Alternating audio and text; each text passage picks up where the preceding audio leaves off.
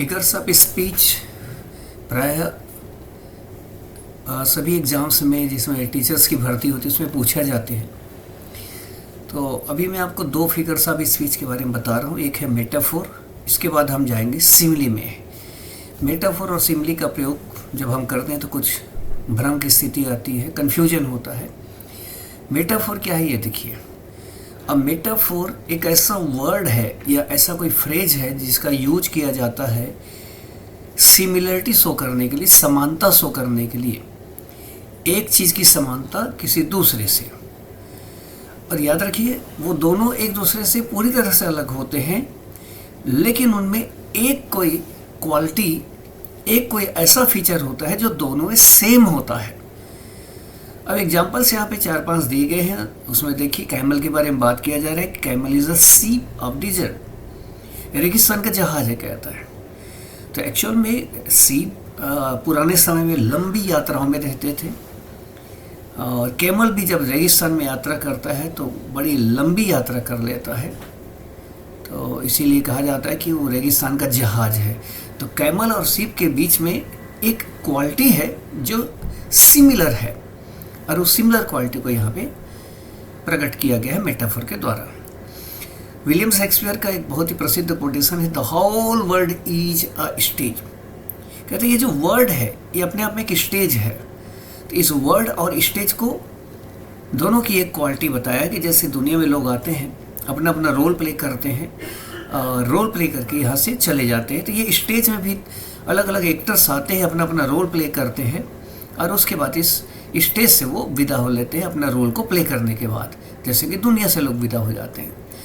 तो वर्ड और स्टेज को कंपेयर कर किया गया है, दोनों के बीच एक क्वालिटी बताई गई है। ये मेटाफोर का यूज है।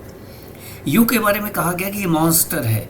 यू और मॉन्स्टर दोनों पूरी तरह से अलग हैं, लेकिन दोनों के बीच कोई ऐसी क्वालिटी है जो उसे मॉन्स्टर के समतुल्य रखती है। मान लीजिए कोई खाना खा रहा है तो हम कई बार ऐसा कहते हैं कि राक्षस जैसे खा रहा है, तो है तो नहीं वो राक्षस, लेकिन खाने का जो तरीका है उसको ये बताया गया है कि जैसे राक्षस खाते होंगे उसी के जैसा वो खा रहा है। ये है metaphor. She has a heart of gold. अब इसका हार्ट जो है गोल्ड के जैसा है। गोल्ड और हार्ट पूरी तरह से अलग है, लेकिन यहाँ पे कहना ये चाहता है कि बहुत ही दरिया दिल स्वभाव है। गोल्ड हार्ट उसका बड़ा दरिया दिल है, तो गोल्ड से उसकी तुलना की गई है। ये भी मेटाफोर है। टाइम को हंटर कहा गया है।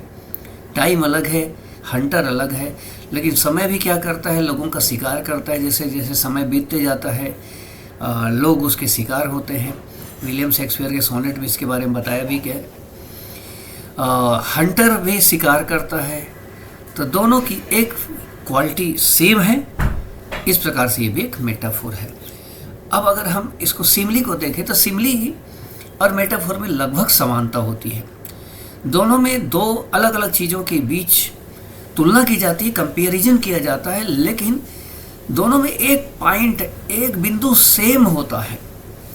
लेकिन जब हम सिमिली लगाएंगे, सिमिली का यूज करेंगे, तो सिमिली में हमें या तो लाइक लगा के, या तो एस लगा के, एस लगा के, या एस और बीच में उस एडजेक्टिव वगैरह को लगा के फिर एस का प्रयोग करेंगे। जैसे एग्जांपल देखिए, he is brave like a lion. इसमें लाइक का यूज है।